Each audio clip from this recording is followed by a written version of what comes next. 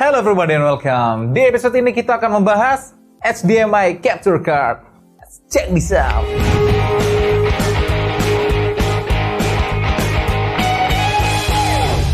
HDMI Capture Card ya, apa sih fungsinya benda ini ya? Benda ini makanan apa sih ya kan? Nah, HDMI Capture Card itu fungsinya itu adalah menangkap sinyal HDMI yang diproduksi oleh device kalian ya. Device kalian itu bisa apa aja? Bisa berbentuk kamera ya kan? Atau apapun yang mengeluarkan sinyal HDMI. Contohnya konsol ya, PC pun mengeluarkan sinyal HDMI kalau kalian menggunakan VGA card ataupun motherboard yang sudah mengeluarkan HDMI sinyal di GPU-nya ya. Jadi semua yang mengeluarkan sinyal HDMI itu bisa di-capture dengan ini gitu. Nah, kalau misalkan kamera kalian nih, kalian colok langsung menggunakan kabel HDMI nih ya.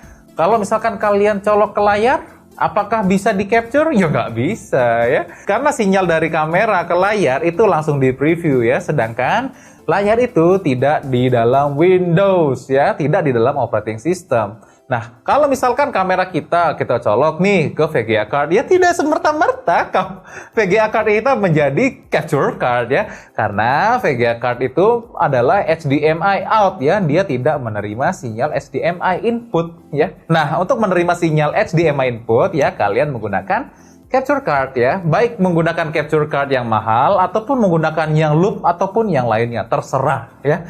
Kalau di sini ini gua menggunakan yang salah satu yang paling murah ya, surprisingly, dan sudah USB versi 3 seperti kalian lihat di sini ya, sudah versi 3 dan di sini sudah support 4K ya. Nah, tentu saja karena ini sudah support 4K ya, makanya menggunakan kamera A7R II ini kayaknya cakep deh kayaknya ya. Nah, dengan menggunakan capture card ini kalian bisa menangkap semua sinyal HDMI itu langsung kalian rekam di Windows ya. Bisa menggunakan video capture-nya Windows ataupun menggunakan OBS ya.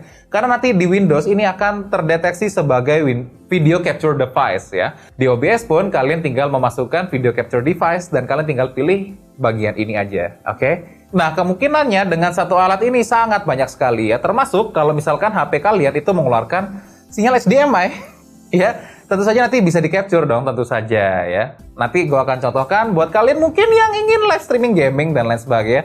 Nanti gue akan contohkan penggunaannya ya. Ya BTW ini karena gajian kedua ya, makanya gue bisa review barang-barang buat kalian ya.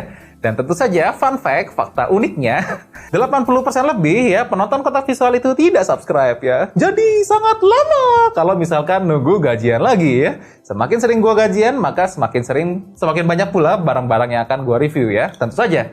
Makanya jangan lupa subscribe. Oke, perlu diperhatikan ya ketika kita ingin mengcapture sebuah gambar dari kamera ya, tentu saja yang di sini gua menggunakan adalah Sony A7R ya. Yang mana HDMI-nya itu menggunakan HDMI micro ya. Perlu kalian perhatikan, HDMI micro itu tidak sama dengan HDMI mini ya. Micro dan mini itu jauh berbeda, jadi jangan salah beli ya. Karena kalau salah beli itu ruginya lumayan ya, bisa sampai 100 dan 200 ribuan. Kalau ini sih gue dapatnya yang merek Howell ya, ini 75.000 aja, oke? Dan perlu diperhatikan, yang namanya HDMI kabel itu tidak perlu panjang-panjang ya. Tidak bisa panjang-panjang. Kalau misalkan kalian panjang-panjang kabelnya, bisa ya. Sama seperti LAN, dia harus menggunakan repeater yang mana itu untuk memperkuat sinyal ya, mengulang sinyalnya supaya tidak loss di jalan, oke? Maksimal kabel HDMI digunakan untuk capture card itu adalah 2 meter sih, sebenarnya 1,8 meter ya. Di sini kebetulan gue dapatnya yang 2 meter. Dan tentu saja ketika kita berurusan dengan capture card ya, capture card seperti ini ya, terutama yang murah-murah, tentu saja pastinya ada delay ya, terutama ketika kalian mengeluarkan sinyal yang lebih tinggi dari 1080p ataupun menggunakan 4K ya. Dan di kamera gue sudah gue setting di 1080p 25 fps. Oke. Nah, karena kemungkinannya sangat banyak menggunakan satu alat ini ya, tentu saja kamera DSLR ataupun kamera mirrorless kalian itu bisa menjadi webcam dengan HDMI capture card. Tentu saja. Dan gue juga akan kasih tahu kalian settingnya di OBS dan bagaimana cara mengatasi delay-nya ya. Karena ini adalah capture card murah-murah, pasti ada delay-nya ya. Dan ini adalah kabel murah-murah, pasti ada delay-nya. Oke, gue akan kasih tahu cara ngitungnya dan cara mengatasinya di OBS. Oke, sekarang gue akan mencontohkan bagaimana sih cara merecordnya di OBS ya. Seperti biasa, kita akan membuat scene dulu ya. Bebas scene-nya kasih nama apa aja. Di sini gue bikin scene namanya HDMI webcam ya. Ini posisi kamera sudah nyala ya, capture card sudah dicolok dan ini langsung nyolok ke PC. Nah, karena di Windows itu dideteksi dia sebagai video capture device ya, yang artinya itu sebenarnya mirip dengan webcam, yang mana ini di sini kita akan menjadikan kamera kita juga webcam. It's okay ya. Kita akan masukkan source-nya. Oke, di sini kita menggunakan video capture device. Misalkan gue pengen kasih nama yang lain, misalkan HDMI capture gitu ya. Supaya bedain gitu yang mana webcam, mana HDMI capture ya. Di sini kan ada device-nya webcam nih yang awalnya ya. Nah, di sini gue ganti ke USB video. Oke. Nah, ini karena full screen, kalian mungkin nggak kelihatan. Jadi, gue kecilin dulu di OBS-nya. Oke, seperti ini. Siap ya. Nah, seperti yang kalian lihat di sini ya, USB video. Nah, ini kalian juga bisa konfigur di sini tentu saja bisa ya. Tetapi gue pribadi di sini gue biarkan default seperti ini. Oke, langsung di-okein aja. Dan seperti yang kalian lihat ya, video ini ada delay-nya ya. Jadi gimana dong cara ngatasin delay-nya ya? Gampang ya. Nanti gue akan contohin dan kalian bisa download file latihannya di deskripsi di bawah. Oke? Gue kecilin lagi. Geser, kecilin. Nah, oke. Sekarang kita akan buka file latihannya di Premiere ya. BTW ya, supaya tidak salah penghitungannya ya. Di OBS pun settingan videonya di sini gue menggunakan integer value ya. Angka bulat 25 fps, oke? Dia integer, dia tidak variabel, oke? 25 fps titik. Dan di HDMI setting di Sony gue itu menggunakan 25 fps juga ya. 1080p 25 fps. Jadi semua rata 25 fps supaya penghitungan kita tidak salah, tidak meleset ya. Sekarang kita akan masuk ke Premiere Pro ya. Nah, di Premiere Pro ini kalian bisa lihat oke. Gambarnya ini ada clap. Oke. Tetapi tidak sinkron, asinkronus dia gambarnya ya. Nah, suara clapnya di sini, gambar nge-clapnya di sini nih. Oke. Sekarang kita akan hitung berapa frame, melolosnya berapa frame. Oke, kita klik Alt dulu, pilih audio tracknya doang, oke. Kemudian kita geser sampai sinkron, ya. Biasanya sinkronisasi di Premiere Pro itu playhead di depan gambar, ya. Playhead di depan suara clap. Jadi pas gambarnya masuk clap, dia suaranya sama, ya seperti ini. Ya, gitu. Clap.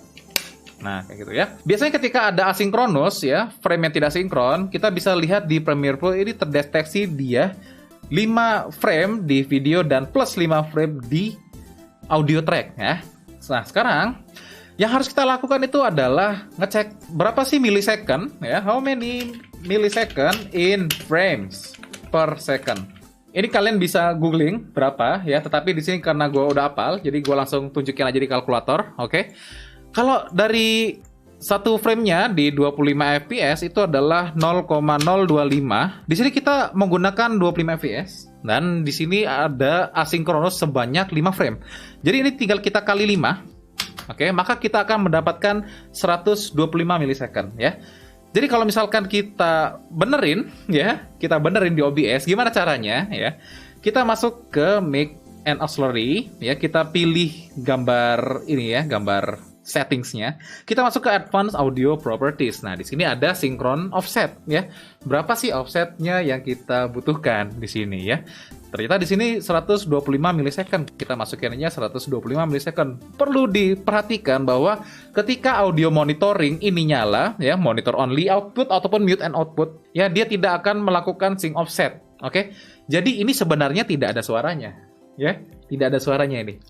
Karena kalau misalkan gua monitor audionya, maka sinkron offsetnya dia tidak akan nyala. Oke, itu perlu dia perhatikan. Misalkan ini gua close, ya, maka gambar yang kita terima ini sudah seharusnya ya, secara theoretical ini sudah sinkron sepertinya, seperti itu ya. Oke, seperti ini adalah gambar yang sudah gua record ulang ya. Apakah ini masih sinkron ataupun asinkronus ya? Kalian bisa nilai sendiri ya. Tentu saja kalian juga bisa lihat. Ya, seperti itu ya. Oke, sekian dulu bahasan kali ini ya. Tentu saja ini adalah salah satu solusi juga buat kalian yang mungkin saat ini kesulitan mendapatkan webcam atau harga webcam saat ini terlalu gila ya. Yang mana kalian mempunyai kamera dan kalian ingin menggunakan kamera kalian itu sebagai webcam ya. Karena ini menggunakan HDMI capture card, ini tentu saja kalian bisa gunakan di Zoom ya. Di Facebook video dan lain sebagainya ya, selayaknya webcam gitu loh, kamera kalian ya. Jadi kalian bisa mendapatkan gambar yang terbaik untuk menjadi webcam. Sony A7R2 jadi webcam, dipakai ngezoom gitu kan. Dan tentu saja kalau misalkan kalian takut masalah baterai, ya, tentu saja ketika kalian menggunakan kamera Sony itu bisa sambil dicas menggunakan USB ya. Tapi gue tidak sarankan itu lebih dari ya 1,5 jam ya, karena nanti takutnya overheating, yang mana itu akan juga shutdown kameranya ya.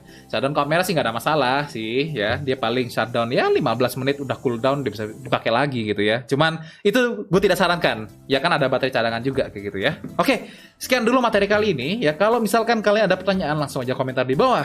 See you next time, semoga bermanfaat dan terus berkarya.